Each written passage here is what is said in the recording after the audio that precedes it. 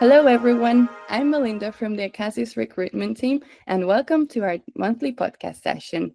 Today's episode is one I've been especially excited about because we're diving into the magical world of data. I'm joined by some of the members of the amazing data team based in Hungary, the behind the scenes powerhouse that supports our country teams across multiple continents. Whether it's Afghanistan, Nigeria, or Pakistan, this team transforms raw data into smart, actionable insights that drive real health impact on the ground. Welcome to the podcast. Hi, everyone. Hello. Hey everyone. Thanks so much for joining. To get us started, could each of you briefly introduce yourself and share how you ended up working in this unique global data role? Sure, let me start. Hi, I'm Vera, and I'm an economic analyst and an international relations expert. And I started my career as an international commercial manager in the telecommunications industry, after which I had an entrepreneurial detour for a few years. And then I moved to the international higher education sector. And it was always important for me to spend my working hours towards a good cause and also to work in an international field. And professionally, my aim was to combine data analytics and visuality. So I studied graphic design and also deepened my knowledge in analytics. My current role at Acasus fulfills both my professional and personal desires, and that's why I joined 2.5 years ago. I think I can come next, probably. So hi all, I'm Annika. I joined Acasis almost 1 year ago. So my journey with data started kind of unexpectedly during an exchange semester in Milan. I took a course called International Demography, and the professor was this wonderfully eccentric, almost magical person who really believed in the power of data and statistics to shape lives and help people.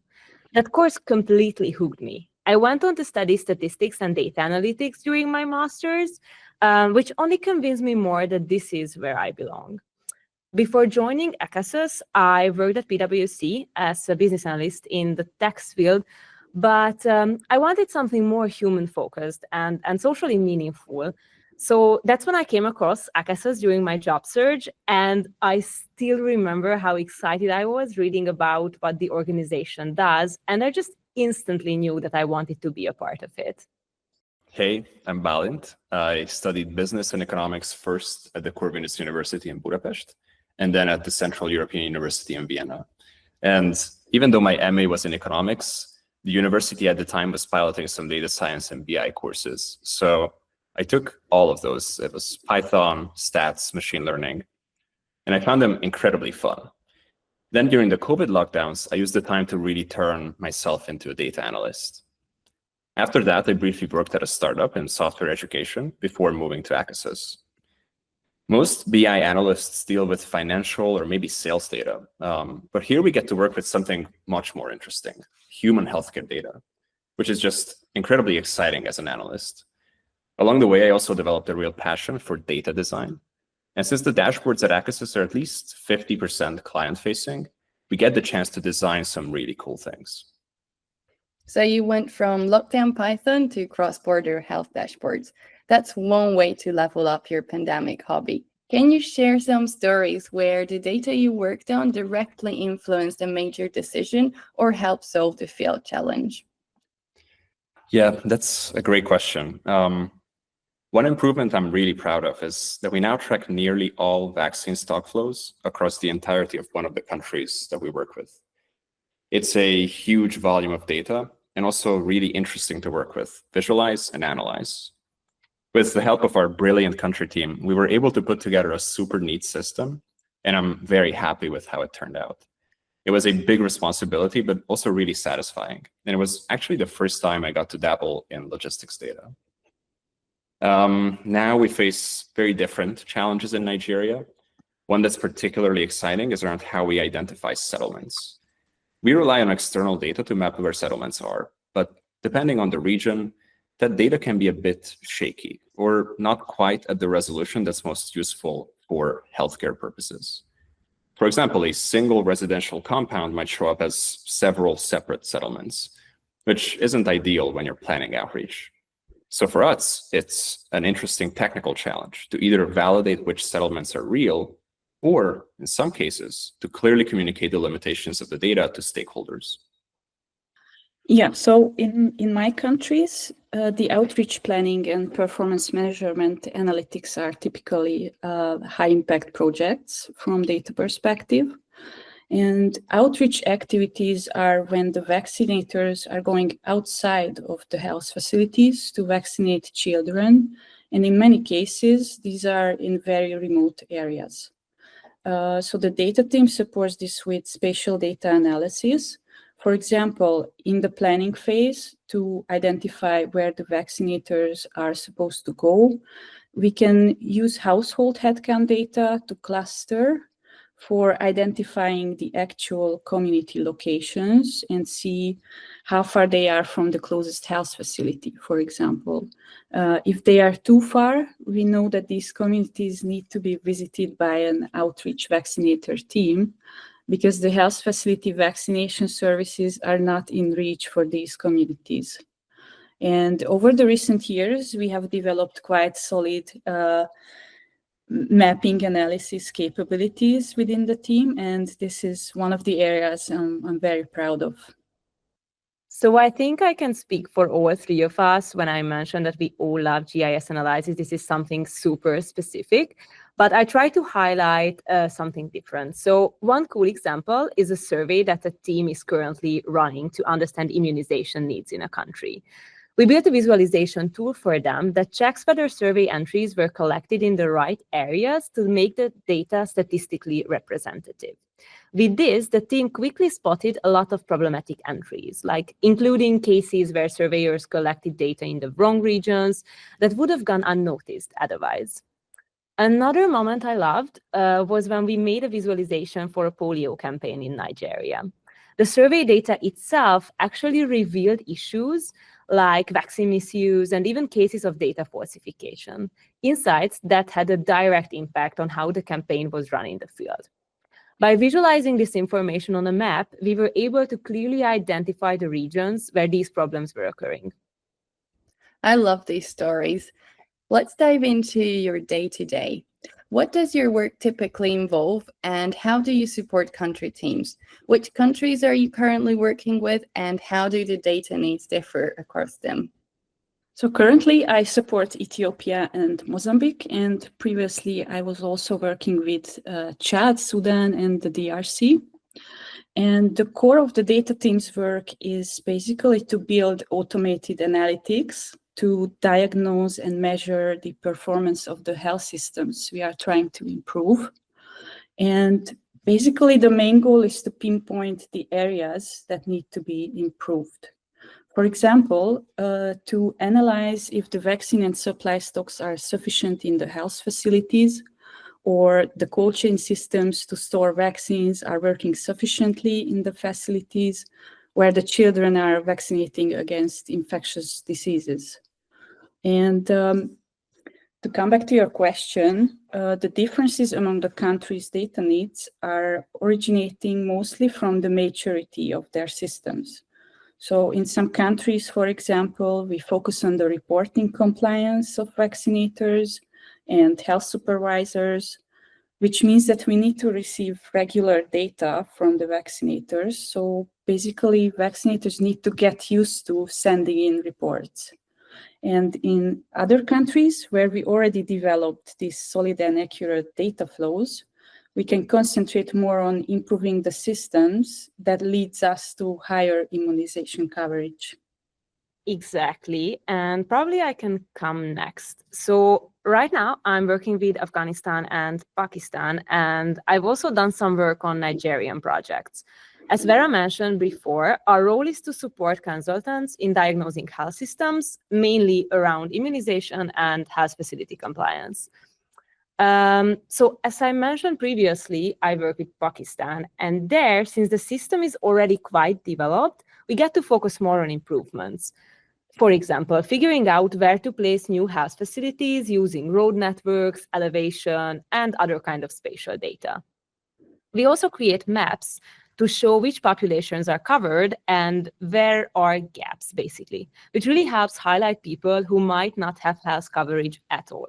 So for example, in Punjab, we identified the need for more than 300 new outreach sites in order to expand vaccination in that area. Another big part of our work is making sure that survey data is accurate and reliable. We do this by validating the data through spatial analysis.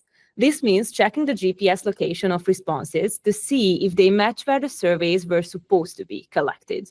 By spotting unusual patterns, such as surveys recorded in the wrong place or too close together, too close to each other, we can detect errors and inconsistencies.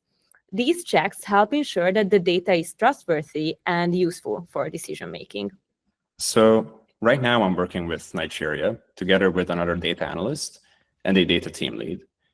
The project in Nigeria is fairly new, but growing very quickly. So a lot of our current work is about setting up internal processes that can scale to keep up with high turnover data needs. Day to day, that means a lot of dashboarding, some fairly advanced geographic information system work, that's basically maps, and increasingly keeping an eye on the potential applications of AI. I've also worked extensively with the Afghanistan team before, but Nigeria is a whole new challenge. There's different business needs, different data, and a very different on-the-ground reality. The tricky part is applying the lessons we learned in Afghanistan while letting go of the practices that don't really translate between the two contexts. So what I'm hearing is one day you guys are mapping remote communities, the next day you're debugging survey coordinates in Python while analyzing road networks in your sleep. What's the collaboration like between your team in Hungary and the teams in the field? How do you make sure your work stays relevant and grounded? Yeah, I think it's a super relevant question. So since I mainly work with Afghanistan and Pakistan, the time difference can be pretty tricky, but both sides stay flexible. Even with that challenge, we make it a priority to deliver fast and stay in daily touch with the teams. What I find most important is really understanding why a request is made. So when we know the reasoning behind an analysis or indicator, we can come up with smarter, more relevant solutions and also act quickly when needed. Yeah, so I can only echo Annika. While working at Akasis, I really came to appreciate the role of communication for data analysts. When I first started, I thought of it more as a purely technical role. So how much Python you know, how well you can use Tableau. But now I'd say at least 80% of the job is actually about understanding what the teams want. And that can be pretty challenging because there's a lot of context that they have that we don't, and vice versa. But when that communication clicks, it is incredibly satisfying. Mm-hmm. So in terms of our African countries, we are usually in the same time zone. So I'm the lucky one because we can collaborate and react to their needs quite quickly. And of course, as mentioned before, the local context is something that needs to be built up with time. And how we are fostering this is the very close and daily collaboration with the in-country teams.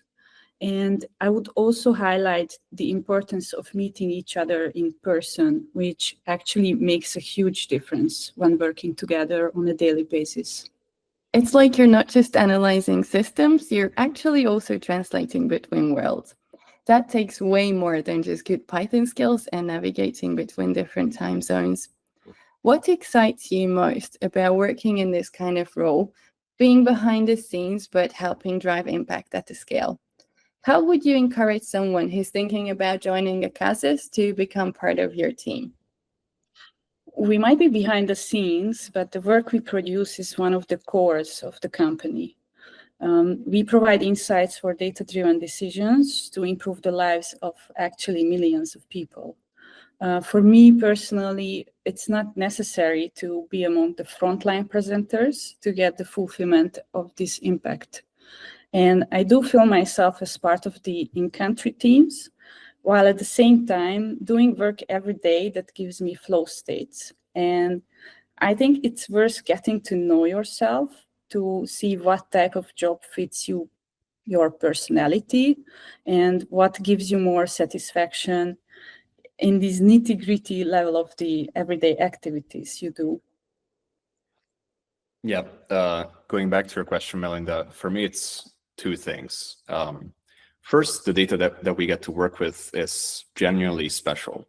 There aren't many workplaces where you're dealing with healthcare data straight from the front lines of development.